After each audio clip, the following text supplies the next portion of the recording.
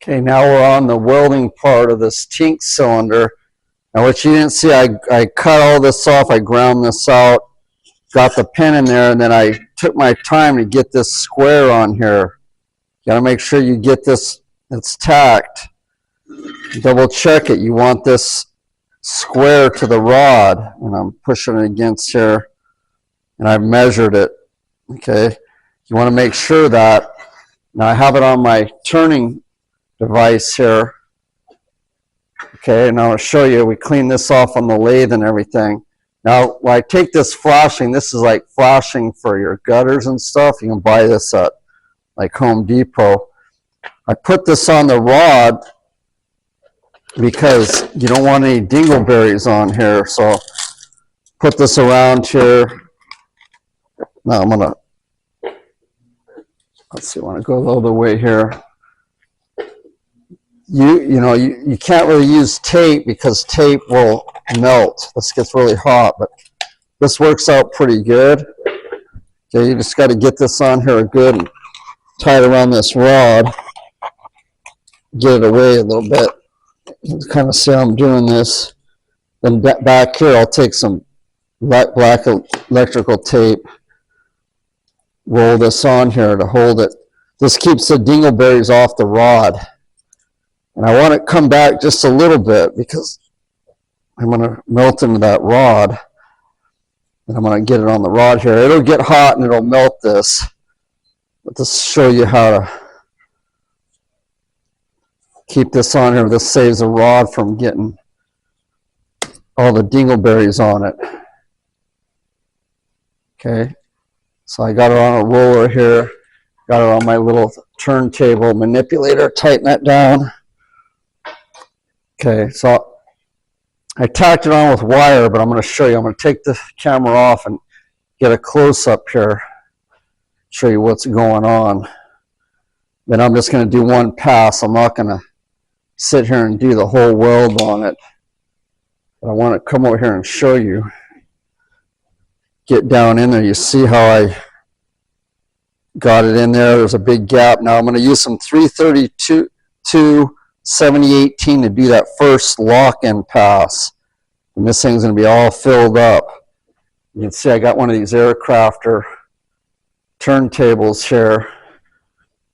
Okay, then what I'm using is I'm using an inverter, a Miller type inverter welding machine. And this thing does MIG, stick, TIG. It doesn't do aluminum, but it's a 350. It works really good for stick rod. And so let's see, we got the amperage. I'm going to turn it down because I'm using about right in there for the first pass because I'm using 332 rod. I'm going to try to melt that in there. So I'll run it, I'm just guessing 93 amps.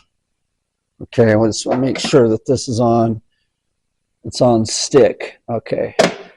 Just to show you. So I'm just going to do a pass.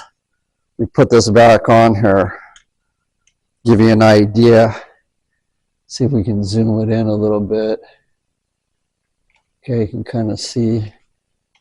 And I'll use the foot control. And I'll try to get that first lock in before I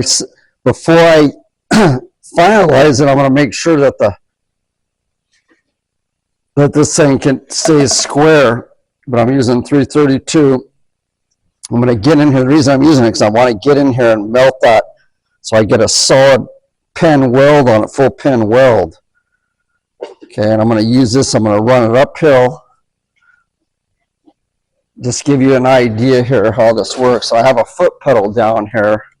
This is why you want to learn stick rod. I mean, if you can't stick rod, you're not a welder. If you can't run stick, you should always learn how to run stick first. So I'm going to get up in here like so. My ground is on the turntable, and I'll use my foot to manipulate this to get that first. Okay, so I can burn it.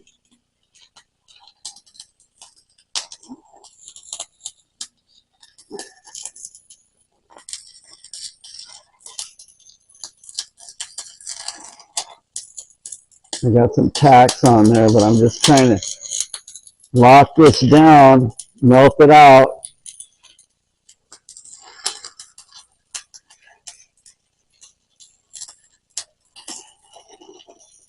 You know, you don't want to do a surface weld, you just want to get it in there.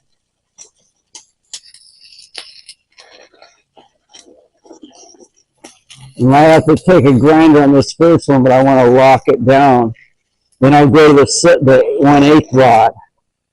Okay? So that's basically what it looks like.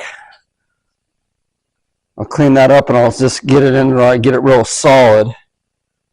But that gives you an idea how this has to be done. Okay, we're going to double check that. So just stand by. It's going to take me 30 minutes or so probably to do that, do it right.